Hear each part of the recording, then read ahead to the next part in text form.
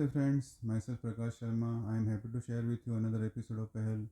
Today we'll understand about India and the UK Comprehensive Economic and Trade Agreement.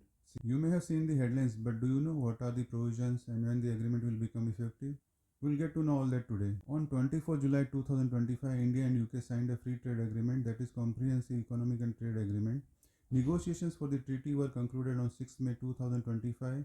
After over 3 years of discussion, the agreement was signed by India's Commerce and Industry Minister, Mr. Piyush Goyal, and UK Secretary of State for Business and Trade, Mr. Jonathan Reynolds. The FTA, or officially CETA, is expected to boost trade volume significantly in the coming years, creating jobs, expanding exports, and supporting a deeper, more resilient economic relationship between India and the UK. India and UK have a strong bilateral economic relationship with great potential for growth in both goods and services. Strong Indian community presence of over 1.8 million expatriates, accounting for 3.1% of UK's total population but contributing over 6% in GDP, plays an important role in promoting bilateral trade and investment. This agreement will also help to support collaboration, including on new technologies in areas like agriculture, health, advanced manufacturing, and clean energy.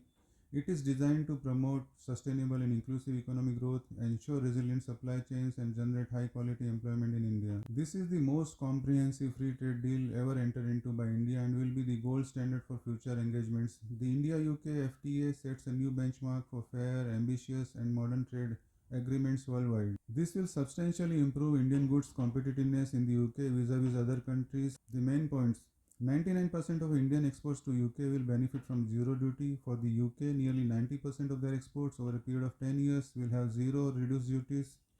Indian customers to benefit through import of quality alcoholic beverages, UK financial and legal services at reasonable prices. Tariffs on whiskey and gin will be halved from 150% to 75%, falling to 40% by the 10th year of the deal. This will benefit Scotch whisky makers as their product will become cheaper in the world's largest market for drink. Yes, India will also cut automotive tariffs from over 110% to 10%. Based on this trade alone, this amounts to India cutting tariffs worth around pound 400 million, which will more than double to around pound 900 million after 10 years. Alongside these benefits, this deal will also give UK businesses unique and unprecedented access to India's public procurement market, comprising approximately 40,000 tenders with a value of at least pound 38 billion a year. Besides, there will be market access for advanced manufacturing and medical technology companies within the wider life sciences sector and for clean energy. India was the UK's 11th largest trading partner in 2024, accounting for 2.4% of total UK trade, and total trade in goods and services was nearly $57 billion in 2024, which is projected to reach $100 billion by 2030. Out of total trade, goods comprise around 40% and services contribute about 60%. In the last 5 years, except for the year 2020, there is a healthy growth in overall trade figures, we can see in the chart. And the good part is that India enjoys trade surplus with UK. Now let us know some more details. India and the UK have a long relationship. The United Kingdom of Great Britain and Northern Ireland lies in northwestern Europe. Based on market exchange rates, the UK is the sixth largest economy in the world and the second largest in Europe by nominal GDP. India is the second largest foreign investor in the UK. India's exports to UK was 2.96% of India's total export value in FY 23-24. UK was India's sixth largest export destination in FY 23-24. In the same financial year, imports from UK were 1.24% of India's total import value. United Kingdom was 20th largest trading partner of India in the financial year 23-24. Major exports: India's main exports to the UK are refined oil, articles of apparel and clothing accessories, power generating machinery and equipment, petroleum and petroleum products, textile yarn, fabrics, footwear, medicinal and pharmaceutical products, manufacture of metal, road vehicles and other transport equipment. The main imports from the UK to India are non-ferrous metals, metalliferous ores and metal scrap, industrial machinery, transport equipment, beverages, electrical machinery and appliances, professional scientific instruments and chemicals. With the FTA in place, labor-intensive sectors like textiles, gems and jewelry, IT and services and MSMEs in electrical and engineering will benefit. Current tariff rates of up to 20% will be reduced to zero. This will give India advantage over China and other countries. For example, ready-made garments RMG market of UK is around $20 billion. The FTA will help India nearly double its market share. The FTA eases mobility for professionals including contractual service suppliers, business visitors, investors, intra-corporate transferees, partners with and dependent children of intra-corporate transferees with right to work.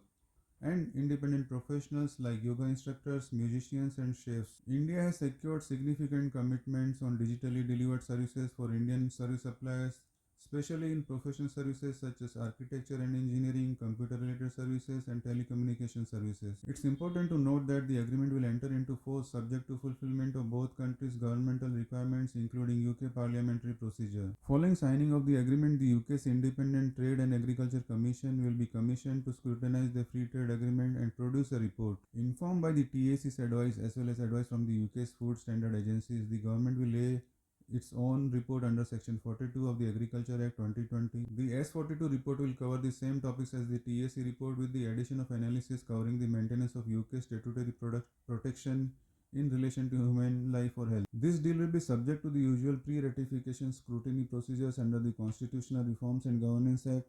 Legislation necessary to implement the agreement will be brought forward and duly scrutinized by Parliament. Entry into force. This agreement shall enter into force 60 days after the date on which the parties exchange written notifications confirming that they have completed their respective domestic legal requirements necessary for the entry into force of this agreement, or on such other date as the parties may agree. So, the FTA will take nearly 6 to 12 months to come into effect. The agreement has 30 chapters. Let us know about some of the important provisions. Chapter A, Professional Services. The objectives are encourage the development of systems for the recognition of professional qualifications, including through mutual recognition or similar arrangements between the relevant bodies of the parties, to better facilitate international trade in professional services between the parties, and facilitate the sharing of knowledge and expertise on professional services, accreditation, standards, and regulation between relevant bodies of the parties. Recognition of professional qualifications. Each party shall, within 12 months of the date of entry into force of this agreement, engage with its relevant bodies and identify professional services where mutual interest may exist between the relevant bodies of each party for negotiating mutual recognition or similar arrangements for recognition of professional qualifications. Each party shall thereafter encourage its relevant bodies to initiate those negotiations with the relevant bodies of the other party with a view to conclude those negotiations within 36 months of the date of entry into force of this agreement. Chapter 9, Financial Services. Financial service means any services of financial nature offered by a financial service supplier of a party. Financial services include all insurance and insurance related services, all banking and other financial services. The deal will secure companies' ability to deliver financial services to clients, supporting the long-term competitiveness and stability of the financial services sector. On foreign direct investment, UK ownership or investment into Indian insurance or banking firms is secured at up to 74% UK owned or invested. This chapter will take important steps to support innovation in financial services in the UK and India with commitments on the provision of new products and services. The deal will commit the UK and India to cooperate on issues such as fintech and diversity in finance alongside promoting financial stability and improving market integration. Chapter 19, Small and Medium-Sized Enterprises. The agreement will promote SME participation in trade with commitments from the UK and India on cooperation and information sharing.